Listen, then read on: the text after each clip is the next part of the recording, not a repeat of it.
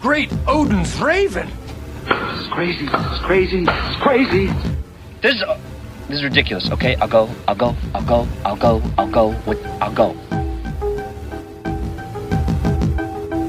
Hello and welcome to the FilmPulse.net podcast, episode number 22. My name is Adam and today I'm joined by Kevin. How are you, Kevin? I am well. Doing well. Glad that Spain won, huh? Mm-hmm. I wasn't really rooting for either one, but I was glad to see at least one team completely dominate. I felt bad for Italy, actually. I didn't. I cannot stand you, Mario Balotelli. Ooh. First up today, we have a special exclusive interview with screenwriter T.S. Nowlin, who's currently working on a script for a movie called Agent 13, which is the upcoming Charlize Theron sci-fi flick directed by Rupert Wyatt, who you may know from a little film called Rise of the Planet of the Apes. Huh? No? And then we'll be going over some of what we've been watching this week, followed by some of our Amazon Blu-ray deals. And then we'll be talking about our thoughts on Ted and Magic Mike, the movies that came out this weekend. And finally, I think we'll wrap things up with this week's predictions for opening films. How does that sound? It sounds all right. Okay. So let's go ahead and kick things off. We interviewed screenwriter T.S. Nowlin. He was a really, really interesting, fun guy, really nice. And we just kind of asked him about what his background is and all kinds of fun stuff. And he gave us a little bit more information on Agent 13, which is, I believe, Universal is developing it right now. And Charlize Theron is set to star, and she's also producing. And Rupert Wyatt is going to be directing, as I said before. And it's all going to be happening, I believe they're going to start shooting after the next Rise of the Planet of the Apes is done. And Charlize Theron is also in the new Mad Max film called Fury Road, which is shooting right now. So after the two of them wrap that, then they're going to be working on Agent 13. So Wait, there's a new Mad Max movie? Yeah, there is. I mean, Great. it might be cool. I don't know. Maybe. I like those kind of steampunk, post-apocalyptic type movies. Yeah. We'll see. So let's go ahead and listen to this interview. This is when I had a chance to talk to T.S. Nowlin. T.S. Nowlin, thank you so much for joining us. I know you have a lot going on right now, and I'll grill you on all that stuff in just a minute, but I understand that since you have a lot of projects in the works, there may be some things you can't discuss with us, so I'll tread as lightly as possible, and feel free not to answer anything that may be too sensitive for you. Sure, let's see how we do. Why don't you start us off by telling the listeners who you are and maybe how you got your start in screenwriting? Yeah, I got my start right where you are, actually, in Tallahassee. I went to the film school at Florida State University and graduated in 2003. And that was really the first time that I had been put in an environment of like-minded people, you know, who became kind of that support system when I moved out to L.A. in 2004.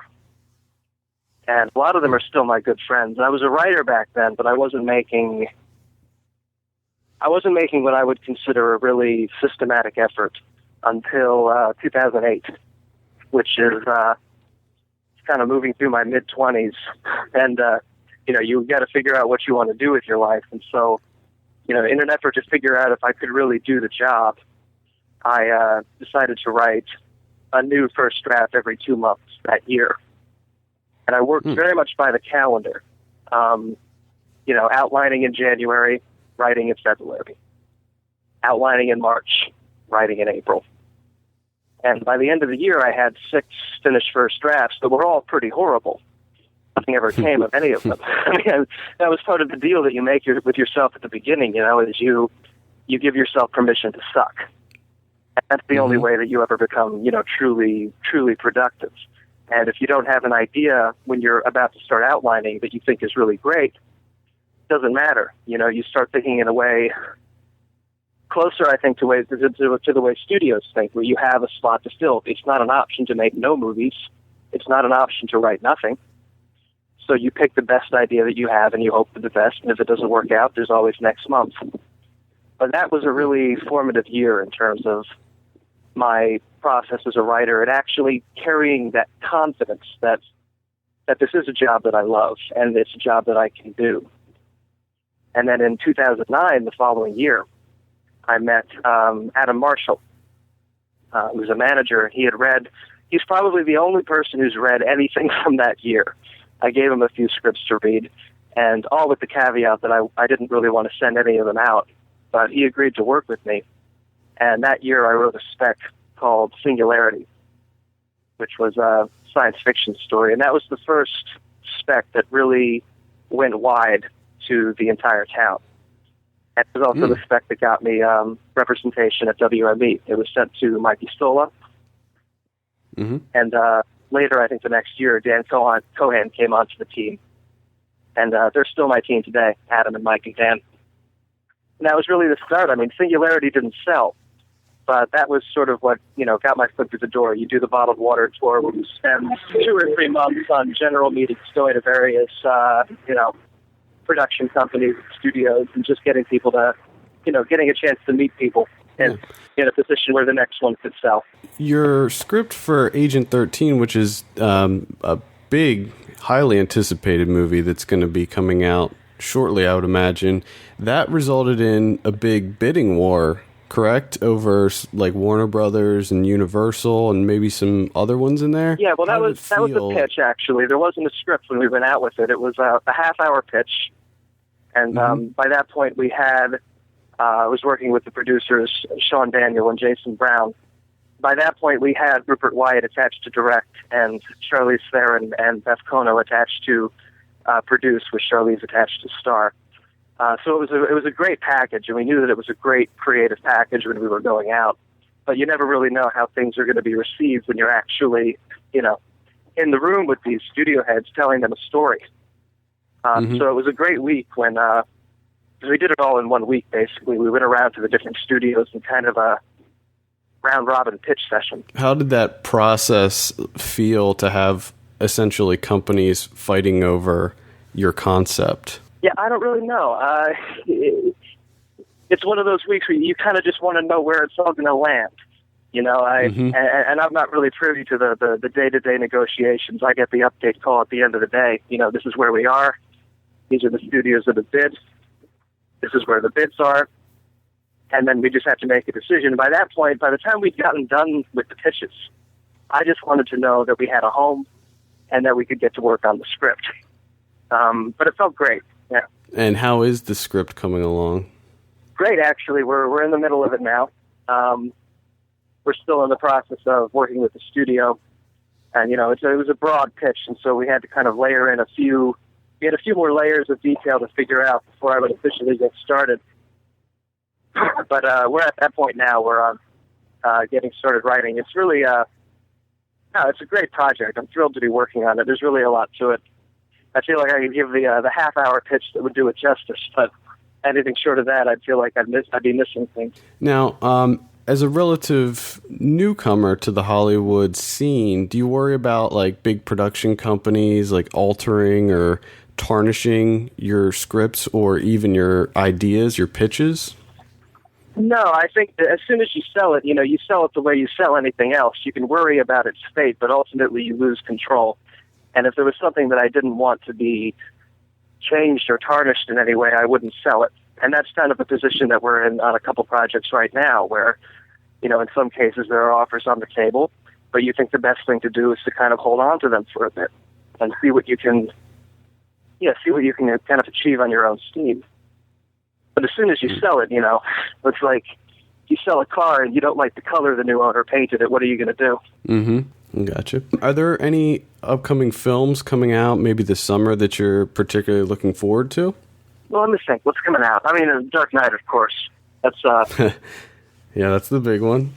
Yeah, I mean, that's just an example of a filmmaker who had such a strong concept from the very beginning, what he wanted to do with that material, and to see it actually, to see him be able to follow through all the way to the end of his vision is just great. Have you seen Prometheus?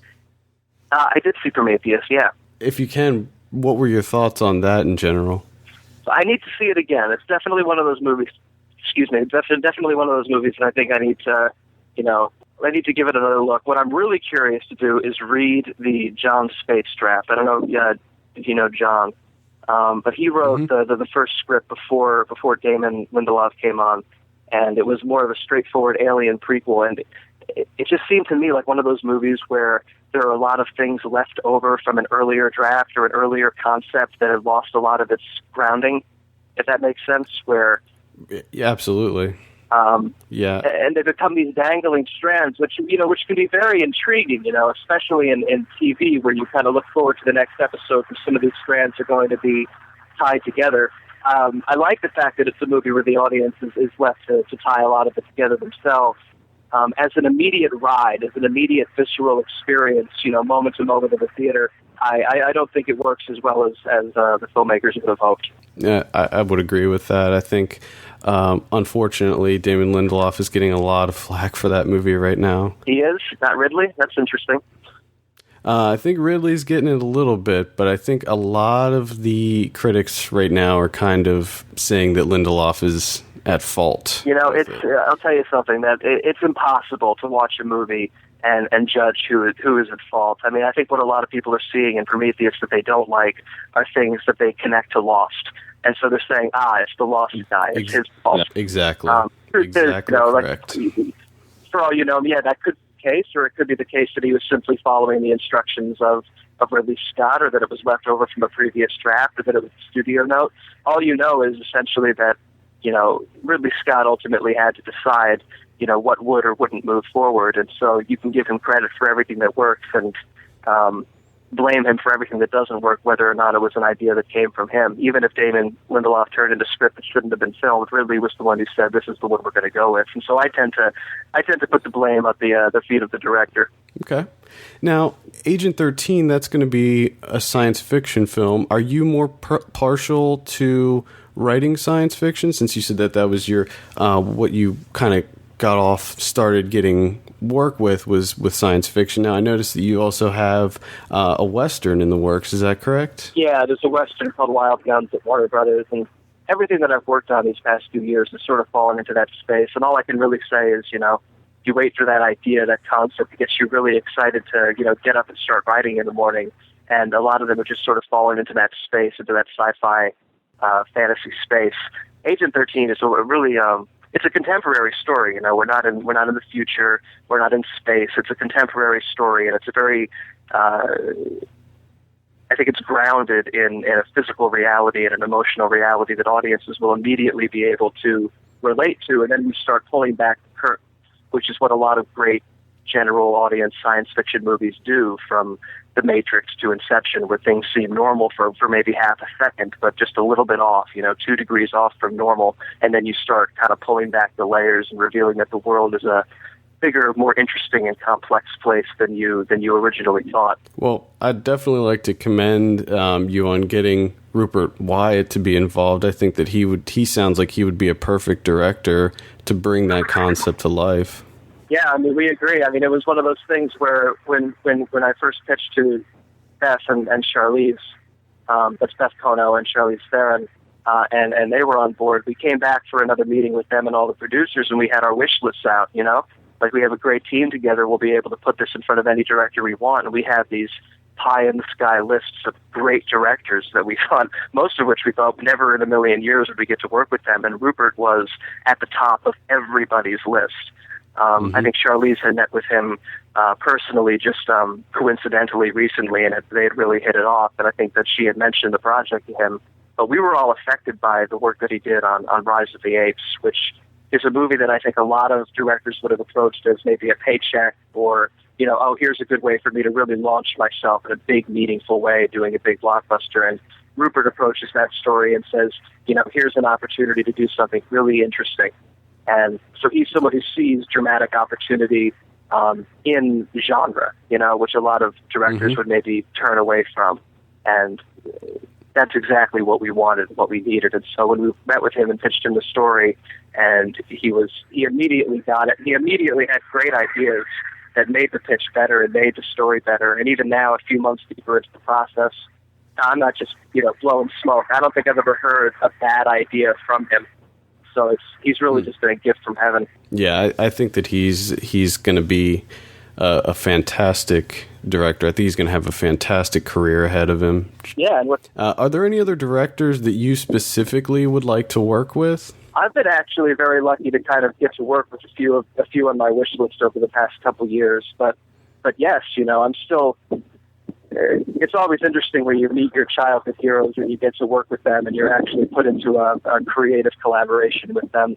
I had a chance to work briefly last summer with Guillermo del Toro on Pacific Rim, which was an incredible thrill. Oh yeah, I think it would be great to work with him. He's such a creative individual. He's very generous, very kind. I think he must have known that I was pretty nervous getting off that plane. He was immediately welcoming and very, it was kind of a blitz draft. We had to write a draft very, very, very quickly. I spent, a week or two at a hotel room, as I remember it. But but it was a great experience. That's great. He seems like he would just be kind of like a big teddy bear, just a really nice guy. Yeah, but hilarious. Hilarious. How do you miss Tallahassee at all? I do. I haven't been back since I graduated. So I miss it all the more. Even calling you the 850 area code gave me a little twinge. I am planning on coming back, though. I think hopefully sometime this year. I have some friends who either stayed there or who have moved back since graduation that I'd like to visit. Yeah, that'd be great. You should come back for the Tallahassee Film Festival. When's that? I don't know when this year's is. I want to say November, but I could be completely wrong on that. They seem to kind of change it around every year, but it's growing. Is that affiliated with the film school at all, or is that a separate thing? It is now. I believe that now, this year, starting with this year, I think the film school has some heavy involvement with it. Okay. So it's growing. I'm hopeful. I'm gonna try to get us involved with it this year and do some work. So I'm pretty excited for it. Finally, I just want to ask you, what's the best tip, maybe the one tip that you can give someone trying to get into the screenwriting game? Like, what's the big thing? Oh, wow, one thing. Give me 10 seconds here to think about that. Take your time. Trying to think of what I would have liked to have known 4 or 5 years ago. If you can, don't think of yourself as a screenwriter. I just don't know if that's a good avenue towards happiness. If you can, think of yourself as a filmmaker or a storyteller who writes. I would never tell someone who wants to write, not to write. But don't only write, If you can, team up with other people, team up with animators, directors, actors, producers, see how far you can push things forward on your own. I think that's important.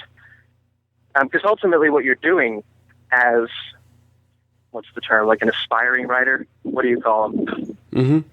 A young writer? You're trying to create demand around what it is that you're selling. And it's a mistake to believe that there's any such thing as a spec market. As much as people talk about a spec market and try to kind of interpret the trends and the movements of the market, it doesn't really exist in a traditional sense. Put it this way, when we sold Agent 13 to Universal, it's not like if we hadn't gone out with that project, something else would have sold in its place, which is what would happen if you had pre-existing demand. We sold Agent 13 not because there was a market for pitches or specs, but because there was a market for Agent 13. And it was a market that we created that only existed in that one moment in time. So when you think about it as, I have to create demand around what I'm selling, I think you realize that just writing and sending your work out into the world and hoping it gets a big response is maybe not the best way to go. Okay. Well, T.S., thank you so much for giving us some of your time, and good luck with all your projects. I'm really excited to see Agent 13. I can't wait. Is there any preemptive dates set for that? No, we have to wait for Rupert to finish on Apes 2. Right. And Charlize is off doing Fury Road, so we're pretty much set to go once they're done. And in the meantime, we'll get a great script ready. Awesome. That sounds great. Well, thank you very much for giving us your time. Thank you, Adam. A big thank you again to T.S. Nowlin for taking time out of his busy schedule to give us a quick chat. So we'd love to have him back on the show. So if you are listening, T.S., come back on the show after you become a huge, famous screenwriter. We'd love to hear from you. Let's talk about some of what we've been watching. Let's start off with you, Kevin. What have you been watching this week? Oh, I watched... Well, the first movie I watched was Climates.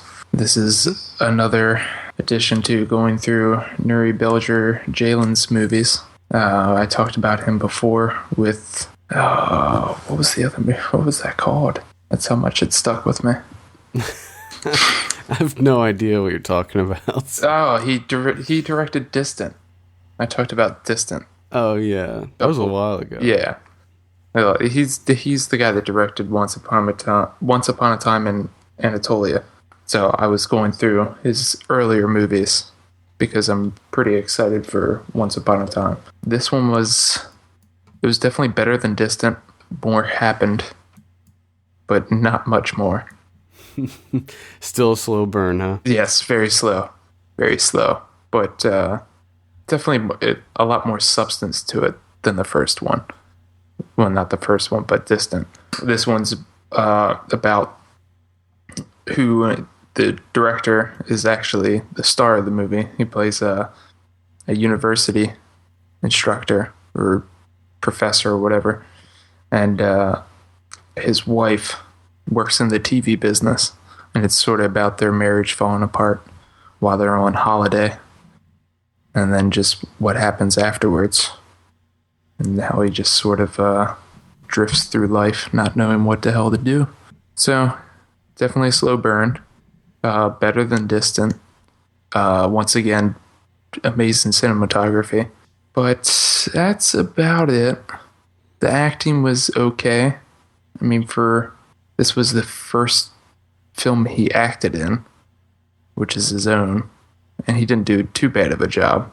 But it does seem like he could have gotten someone else that brought a little more charisma to the screen or something. It was all right. Not selling it. You're not selling it. No, I'm not selling it. Okay. Well, I'll probably skip that then. Yeah. You got anything else? I also watched Extraterrestrial. Oh, what'd you think? Who was it? Todd? Todd, yeah. Todd reviewed this, right? And he gave it a 3. Mm-hmm. I think that was a bit harsh. I wouldn't give it a 3, but I did read in the comments that he said that he would go up to like a 5. Yeah. So I'd be okay with that if he went up to a 5. I agree. I'd be alright with it. Because I thought it was like a 6 maybe. I can't like remember when we talked about it. I think it was last week when we talked about it after I saw it. And I don't remember if I gave it a score, but I would probably sit somewhere around 5.5 or 6. Yeah, that's what I was thinking. But definitely not a 3. I think it's definitely better than a 3. Yeah. Well, he did go in and change. Well, he reviewed Bindlestiffs for us too, and he gave that a 1. Nice. I didn't even see that he did that one. Yeah, he gave that a 1. I would definitely give that a higher than a 1. I mean, I'm not gonna say I loved it. Yeah. Because I did rewatch it, and second time around it wasn't as good. No, second time around I didn't enjoy it as much, but I still thought it was funny. I mean, it still made me laugh. But yeah, Extraterrestrial. You know, I stand by our reviewers, and I stand by the scores that they give movies, and I'm not going to change them. No, but you know, I would. I mean, there is a part of me that sort of thinks of it as a 3. Not like, you know, it's not the score that I would give it, but I had such high hopes because Time Crimes was so damn good. Yeah. And I was, you know, let down. I think the biggest letdown was the end of the movie. Because for me, when I was watching it, I was like, oh man, there's going to be some amazing twist. Something insanely awesome is going to happen at the end. Because I was thinking back to Time Crimes, but when the end did happen, I was like, oh, okay. I actually sort of liked the ending. I mean, the way that they always used the little lies. I thought it was fine, but it wasn't. But I do love that idea of well, I can't spoil the movie, I guess. But There's a lot of misdirection in that movie. But the one thing I did realize this is another alien invasion movie, which seems like a huge thing. That and apocalypse movies or post-apocalyptic movies. But with alien movies, I just love, like, what does it say about us as a society that we just always assume that they are going to come here and completely destroy us? Right. Like, we never think of them just coming and, like, hanging out. Or, like, they just stop by for a holiday or something. There's a couple movies out there that come to mind. Alien Nation, remember that one? They made the TV show out of it. I don't remember that one. You remember that? Where they had, like, they looked pretty much like humans, but they just had the weird heads. They always have weird heads, don't they? Yeah, I'm pretty sure it was called Alien Nation. I guess there's Coneheads, too. Coneheads just wanted to hang out. Yeah. Or like Paul. Yeah, that's or true. E.T. All right, there we go. There's a few, but I understand what you're saying. I see what you're saying. Alien Nation. James Caan. It was a big. They made a TV show out of it. It was pretty popular for a while.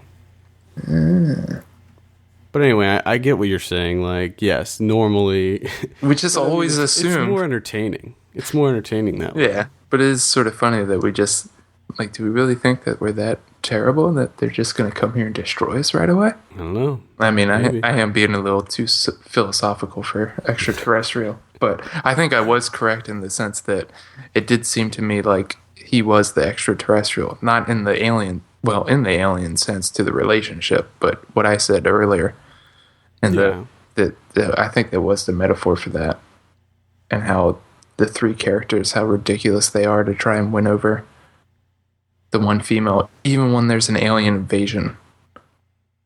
Even in the face of an alien invasion, they're still spending all their time trying to win over this girl. Yeah.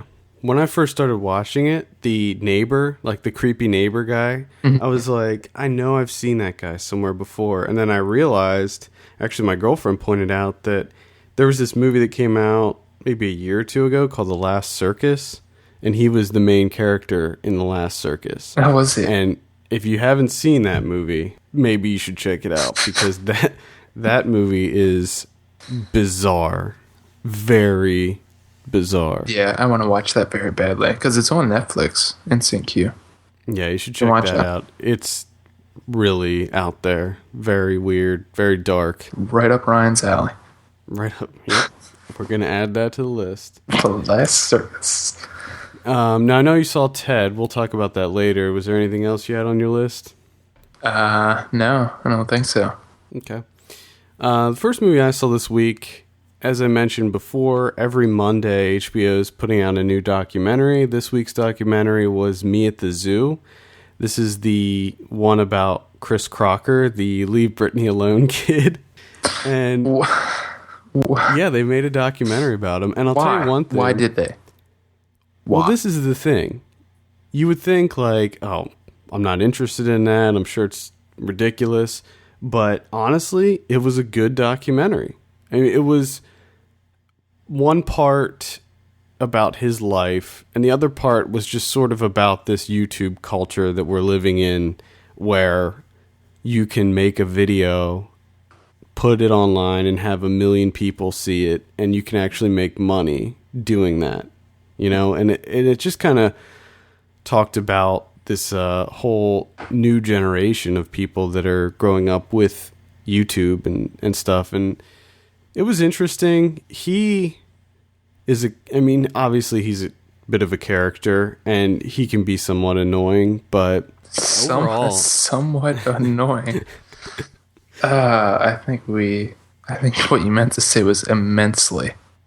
Yeah, but I mean, it was more of a candid look at him. It wasn't like, because, you know, in his videos, he's basically acting. I mean, he's always on in his videos. Is it like part performance piece, his videos? Yeah. Okay. That's pretty much what his videos are, is just him. And it kind of evolved into him, like, this is basically his job now. So a lot of his videos just turned into more, like, performance pieces. But either way, I didn't think I was going to be interested in it at all, but I did actually enjoy it quite a bit. So I'd recommend checking it out. It's not a must-see, but it's interesting. I also saw Bullhead. Finally got to saw Bullhead. You're an ass. Well, it's out on DVD, so you can rent it. I know. Oh, no, I did see another movie, by the way. Sorry. I'll come back around to it. I just remembered that I saw a movie. I completely forgot. We'll come back. All right. Bullhead is the Academy Award nominated foreign language film for this past year. It's a Belgian movie. Not at all what I expected. The reason I didn't see it was that I just wasn't interested. It didn't sound interesting to me, but after watching it, I was like, yes, I understand why it was nominated, and I understand it was going up against A Separation this year, which, you know, you're not going to beat that, but it was still really good. It was very depressing, very grim movie, but well acted, well shot, just all around. Well, that's his first feature too. Mm-hmm. Michelle Roshcom. Yeah, highly recommend that one. Drafthouse Pictures put it out. Pick that one up and check it out. It's really good. I'm definitely excited for this movie.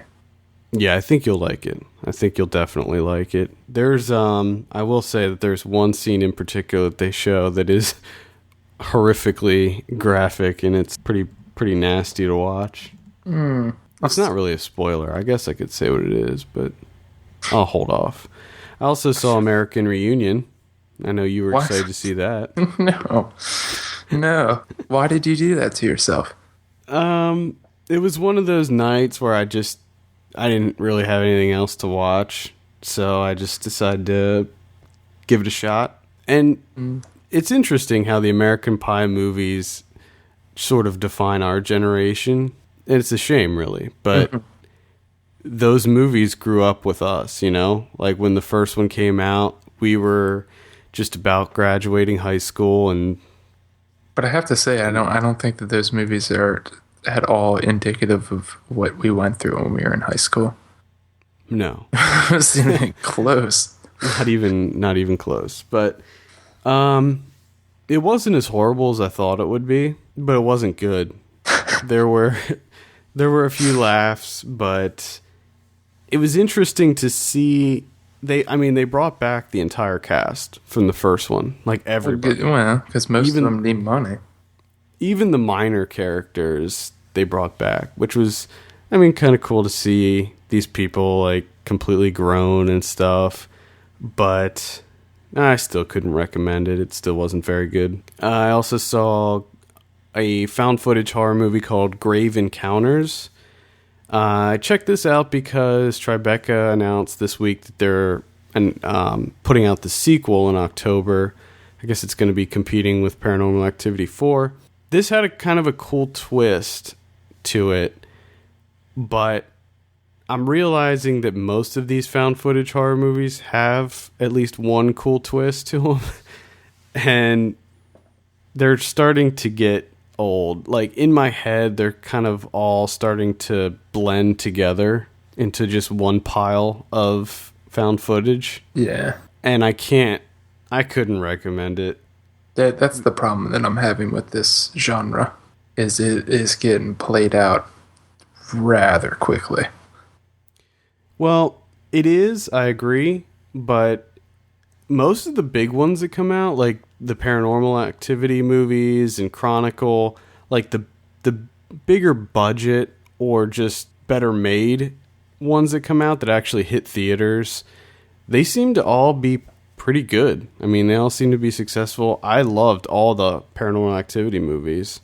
I like the Paranormal Activity movies, but they're sort of like what is that word called? One trick pony. Well, it's that, but it's also a guilty pleasure. Because, they're really not that good. It's a formula, and they just repeat the formula over and over again. And you know something's going to happen, and then bam, it happens. And then you wait and you wait. Something's going to happen. Oh, something happens. And then you wait and wait. And it's just like that until the end.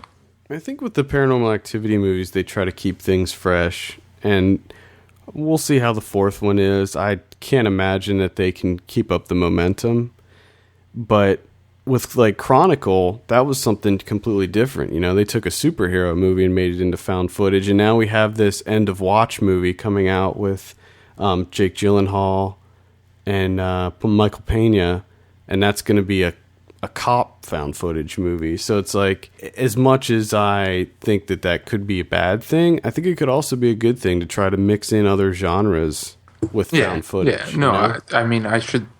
When I said earlier that it's getting played out, is that because most of the time it's a horror movie. You know what I mean? Yeah. I mean, the majority of them are horror movies, and they are, like you said, they're starting to sort of melt into each other, and you can't. And more than just, you can even get more specific and say not just any horror movie. It's always a ghost related horror movie. True. Like, if you're like, come out with something else, you know, like, I mean, we did have Cloverfield, which was more of an alien thing, but Grave Encounters, like I said, it had a cool twist like 3/4 of the way through, but it's still not worth seeing. Just go see any of the Paranormal Activity movies, and they're much better.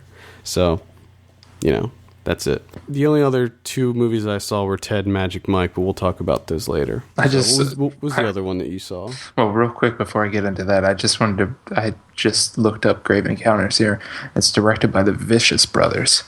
Yeah. Yes, it is directed by the Vicious Brothers. The Vicious Brothers.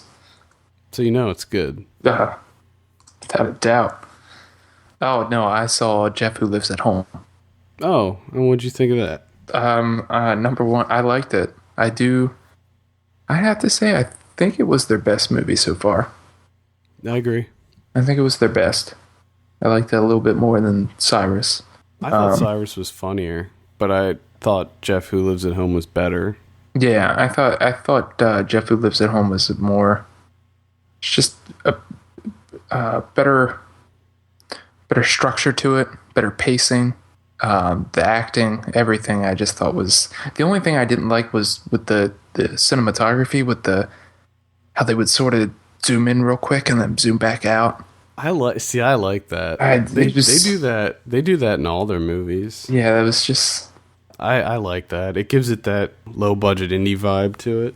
But there is something very weird that I want to talk about. Number one, this movie's all based on Kevin's, so... That's awesome. You know what I'm saying? But there's a weird part, and me being a Kevin, the problem that I've always had is whenever people get my name wrong, they will call me Brian, which is weird enough that everyone will call me Brian when they screw my name up. But it makes it even weirder that I was supposed to be named Brian until like 2 months before I was born. They changed it to Kevin. Like, my parents were dead set on I was going to be Brian Rakestraw. So... There's a part in the movie where when they wreck into the tree, the couple's tree, in their front yard, whatever, he wrecks his Porsche in there. She comes out and she's talking to Jason Segel, and she's like, "You remind me of my grandson," or something like that. And Jason Segel just goes, "Is there by any chance his name is Kevin?" She was like, "No, his name's Brian." It's like, that's really weird. Why is it always Brian? I don't know. But yeah, I thought that was fun. It's all about Kevin's, man. It's all about Kevin's. Yeah. We connect the universe. The universe can be connected through Kevin's. There you have it. There's a reason that you have this six degrees of Kevin Bacon. Yeah. I mean, come on. That's just like a microcosm of... I'm telling you. Oh, the microcosm of Kevin. That's right. I'm gonna make that into a book. But yeah, I did. I thoroughly enjoyed it. It was a lot more serious than I thought it was going to be. Yeah, I agree. That's how I thought. I was like, oh wow, it's like a lot more serious than. But I loved Susan Sarandon in it. She was awesome. Mm-hmm. Let's talk about some Amazon deals. To get these incredible deals, just go to our site at filmpulse.net and either click on the Amazon banner, shop as you would normally, or click on the store link and check out some of our favorites and what we've been watching throughout the week. First up, we have Mission Impossible Ghost Protocol 2-disc Blu-ray DVD combo plus digital download. Oh my god. That's a mouthful. We got $14.99 on that bad boy, so check that out. I actually like that Mission Impossible quite a bit. $14.99 for all those things? Yep. A plethora. Then we have Spider-Man 1, 2, and 3, $9.99 each on Blu-ray. So they're obviously getting pumped for this week's The Amazing Spider-Man, so they're putting all the Blu-rays on sale. And I guess in honor of 4th of July, we have Independence Day on Blu-ray for $9.39. So pick up, get your Bill Pullman fix in with some Independence Day. Did you say how much? $9.39. $9.39. Okay. Well, that's a very odd number. I know. They're actually re-releasing Independence Day in theaters next year, and they're converting it to 3D. I don't know. I don't know if that's going to be one that holds up. I'm sick and tired of them doing that. I mean, they're getting to the point, like, it was bad enough when they're remaking movies and stuff. Now they're just getting so lazy to just be like, well, let's just re-release movies. And people like this movie, let's re-release it. We can make it 3D, maybe. The only re-release of a movie that I actually saw in theaters that I can remember recently was maybe a year or two ago. They re-released Taxi Driver in theaters for like 2 nights because there was some sort of anniversary. Yeah. And I went to see that. See, I don't mind when they do like the revivals and stuff. You know, because I think it is really cool to be able to, especially for like people our age, right? You know, to go see classic movies that we love, to be able to go to the movie theater and see them. But I mean, to go see Independence Day, really, in 3D. Hello. Oh my goodness. Well, yeah. I mean, I won't be going to see it, but and once again, Stargate still on sale, guys. $5.39. Pick up your Stargate. Come on. Just had to throw that in there. Get it together. Just had to throw some Stargate in there. Before we talk about Ted and Magic Mike, do you have a Not the Bees? I just real quick, I guess. Just a very small one. Because okay. Prometheus doesn't seem to go away. But let me play this little soundbite here, and we'll go over some Not the Bees. Okay. Oh, no, not the bees! Not the bees! Ah! Open my eyes! And this is where we talk about some of the worst film news of the week. I can't wait until a couple of years where they like re-release that to the theaters in 3D. So we can see the bees going into his eyes in 3D. 3D. And see him punch women. Yeah. Like, all right, so you have some Prometheus news? Well, I mean, it's loosely. It started with a question about Prometheus. Someone asked Tyler Perry what he thought of Prometheus. And he said that he was disappointed. And then he revealed that he's very excited about a new sci-fi movie that he's writing. Yes. Which I'm hoping that it just gets to the point where he just sort of writes it and then just forgets about it and never goes through with it. But the way he churns out movies, I'm sure he will see it to fruition. Yeah, probably. It'll be filming next week and it'll be out in theaters the following week. It's probably already done. That's my guess. He probably banged it out this weekend. Well, we did have another Medea movie hit theaters this past Friday, and I actually, as a quick side note, did you go see it? No, but when I went to go see Magic Mike, we pulled into the parking lot, and the parking lot was like overflowing, and I was like, what the hell is going on here? And then as soon as we walked in, I was like, oh, it's the perfect storm. You have 2 kids movies that are playing currently and a Tyler Perry movie all on a Saturday afternoon. So it was overflowing with people. Now, did we force anyone to write or watch and review the Medea movie? No. We really should have done that. And from now on, too, I think that would be nice for Ryan watches a movie. Is that anytime a Medea movie comes out, I will pay to have him go see it and review it for Ryan watches the movie. We'll keep that in mind. Just as a running joke that he always has to watch Medea movies. We won't have time for him to watch any other movies. Come out with one every other month, for Christ's sake. Oh, that's true. I also have a Not the Bees, but this is more of a rant. As most of you probably know, unless you're like living in a cabin somewhere and don't have access to the internet or TV, Tom Cruise and Katie Holmes are getting a divorce, I guess. And that in and of itself is not my Not the Bees, because I could care less. But my Not the Bees is the fact that it is getting so much coverage. And like they're doing like exposés on each of them. And it's like, why?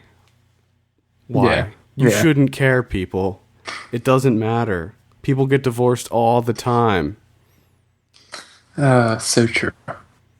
It's fucking Entertainment Tonight and Access Hollywood and all those other stupid, horrible shows that are supposed to be about movies that just end up being celebrity gossip for an hour and a half. Like, well, my favorite is just like, just logging on to like MSN or something, and it's like it's like the third news story that you see. Like, really, there's nothing else happening in the world besides Tom Cruise and Katie Holmes getting a divorce.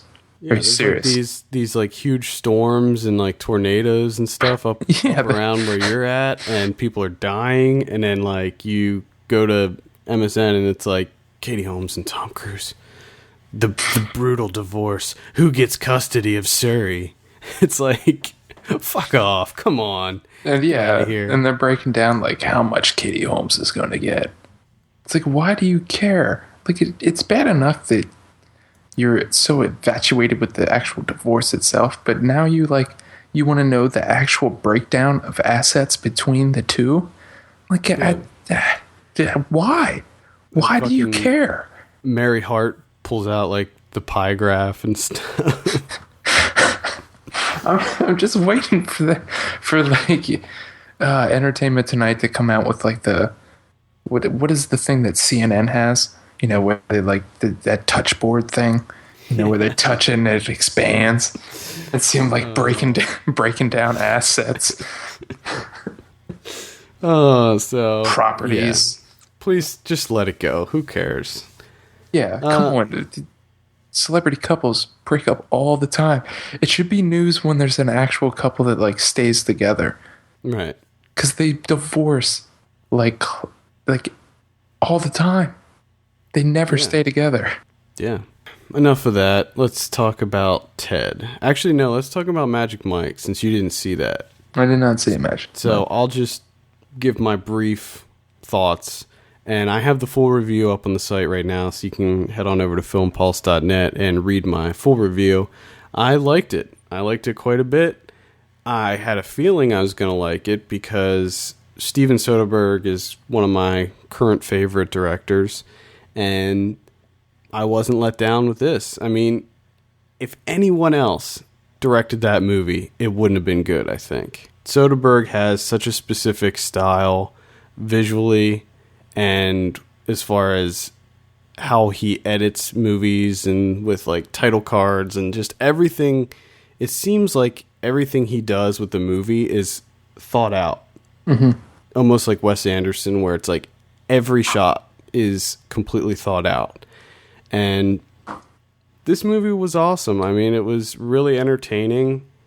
Channing Tatum did a good job. Now, my girlfriend actually disagrees and thinks that he didn't do a very good job, but I'm not one that really notices acting. So, to me, I think he did fine.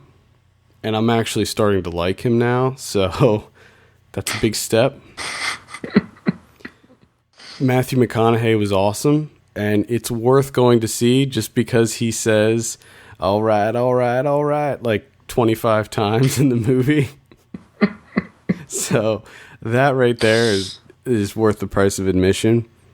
And it's funny. I mean, it's just a good movie. There are some plot issues with it, but everything else is solid. I think you would like it. But it's a solid movie. I mean, sure, there's some male butts happening, but nothing really too graphic that made me feel awkward or anything like that. You said there is male butts happening. Yeah. There's some male butts going on. Whatever.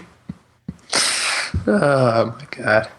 There's no, like, there's not full frontal male nudity or anything. But it was funny because I was talking to Ryan about it, and he was like, "Oh, I kind of want to see that." And he was just asking me about it, and I said, "Yeah, there's like not really any full frontal, but there you do get to see Olivia Munn take her top off and show her breasts." And he's like, "I'm going." I'm going to see it. He loves Olivia Munn.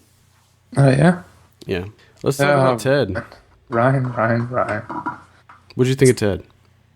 I enjoyed it. I thought it was pretty damn funny. A couple of things I didn't like about it. But I did read, who was it? I think Ebert wrote that it was the best comedic screenplay of the year so far. And I don't know if I'll go as far as saying that it was funnier than 21 Jump Street.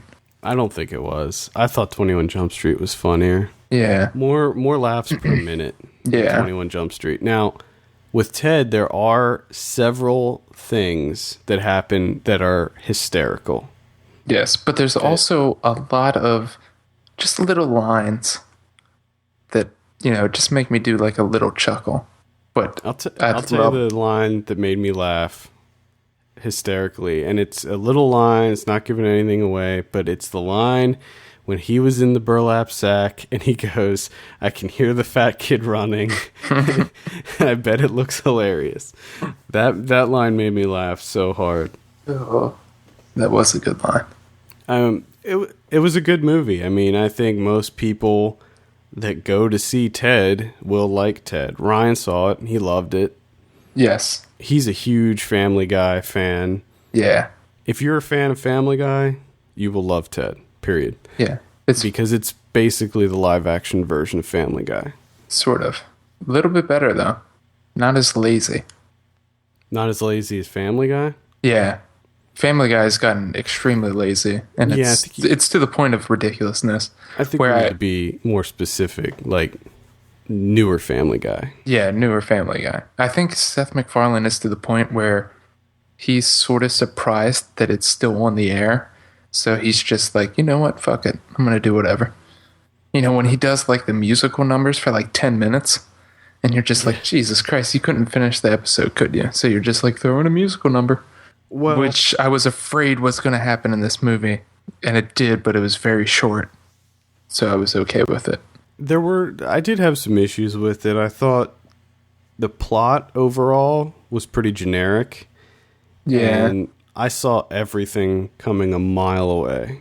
Yes. I knew everything that was going to happen almost from the start. Like, as soon as Giovanni Ribisi's character came in, I was like, oh, this is going to happen. Which I have to say, he played the creepiest guy. He was amazing in this movie.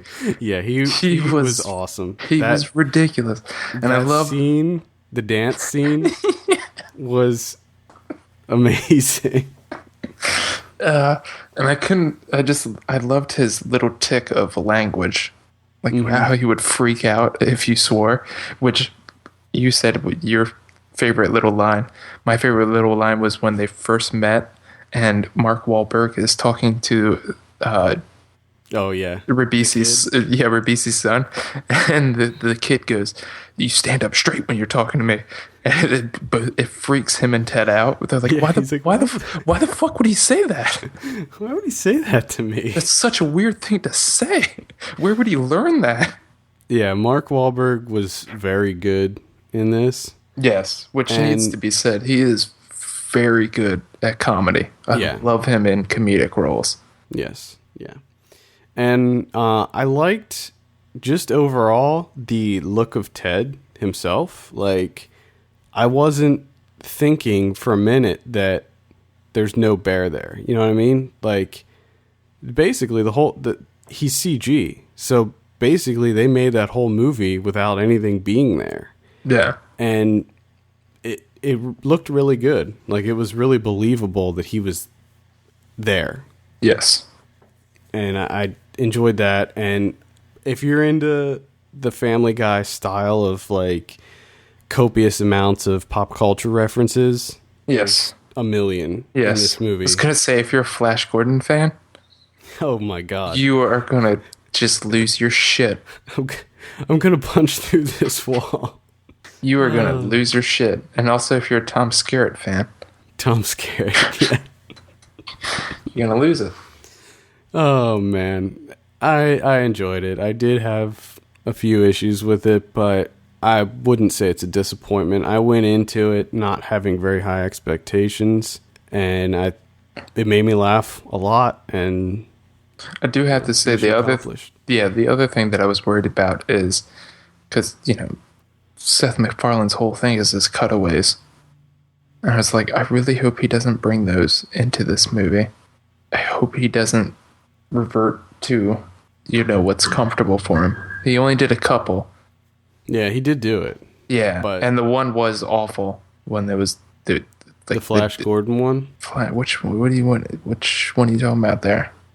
I was talking about the one where it shows them riding on the Flash Gordon in the spaceship. I didn't like that one too much, but I didn't like where there were the conflicting stories of how him and Mila Kunis first meeting. And they had the sound effects and stuff. Yeah, the one that I did love a lot was when they were trying to get the feces out of the apartment. Yes. Which was fantastic. I love how he was hiding behind the pillar. Yes. Oh man, that was great. It's a recommendation for me, definitely. I think if you like Family Guy, I mean, there's a lot of references to Family Guy. I mean, they even have the orchestra that does the Family Guy music in the movie. I believe that orchestra also does all the music for Ted itself, like the score for that. And I remember they even come out and say that that Ted's voice is eerily similar. Yeah, they even make reference to that. And I love the little scene when they're in the aquarium and they were doing the fish voices. I thought that was hilarious. Yeah. There's a lot to like about that movie, and I think it's one of those movies that's really easy to quote.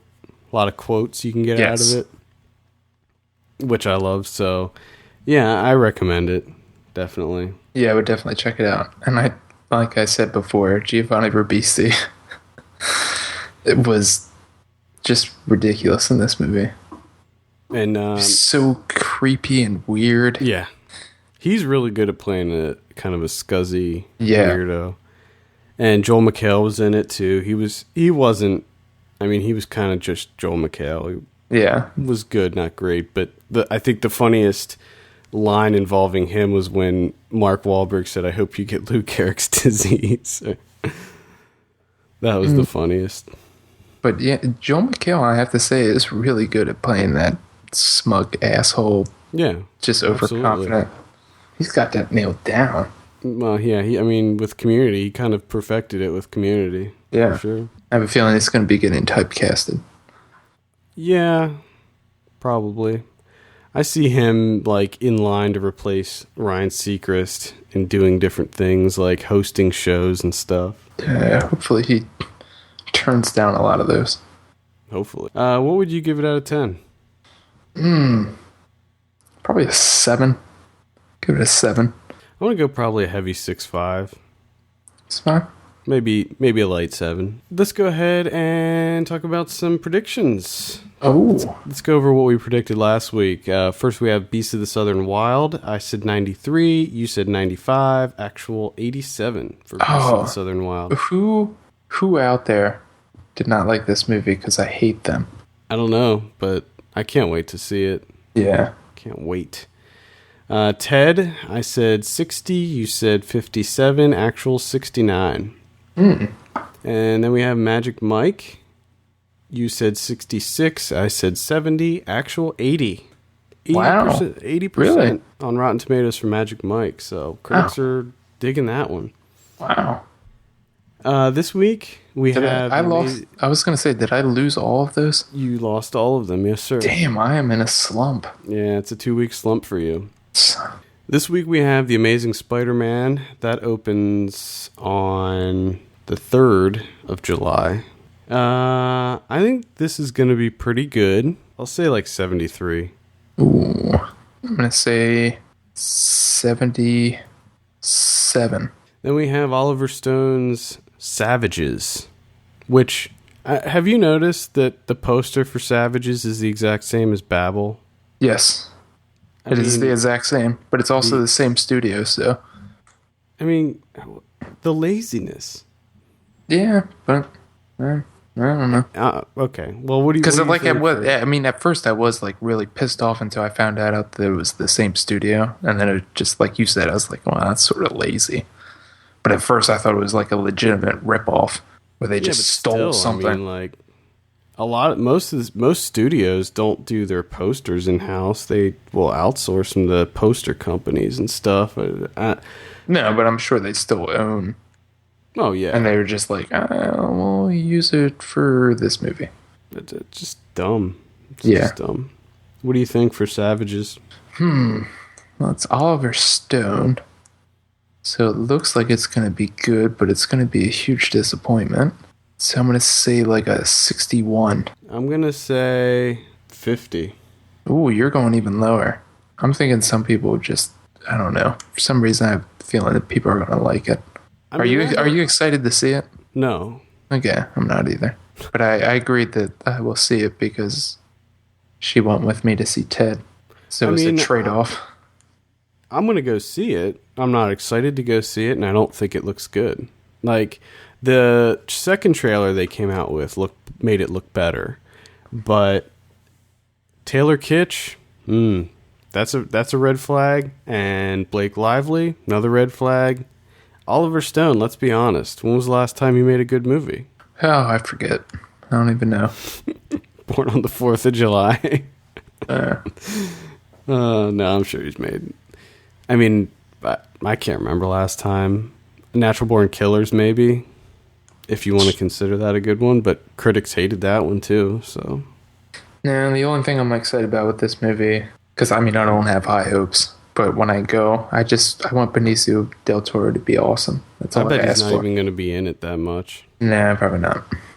I bet he's going to barely be in it, and then he'll get killed. I don't know. So that they spent a lot of time with him in the book that it's based on, which I never read. But who knows if they'll actually go that way? Well, from the trailer, it looks like he's going to be the one kind of keeping an eye on Blake Lively after he kidnaps her or whatever. So there's probably going to be a bunch of, dialogue between him and Blake Lively as they, whatever they do. Whatever kind of witty banter they have back and forth. And the only other one that we should probably talk about is the Dodecapentathlon. Ooh. I'm going to say 63. I'm going to say like a 60. I think I'm going to watch that, though. I think that's only like $10 on Amazon. Oh, it's on Amazon? Yeah. Is it on there now? Yeah, I think so. Oh, I didn't know. I think so. I remember looking it up. Well, if it is, I'll definitely be watching that. Well, I think that does it for another show. All right. I think that wraps it up. There we go. For all the latest film news and reviews, visit us at filmpulse.net, and we want to hear your feedback. Send us an email at feedback@filmpulse.net, or call our voicemail line at 850-391-6071. Also, please take a minute to rate us on iTunes. We appreciate that very much. For filmpulse.net, my name is Adam. And I'm Kevin. And we will see you Tuesday for DVD and Blu-ray releases.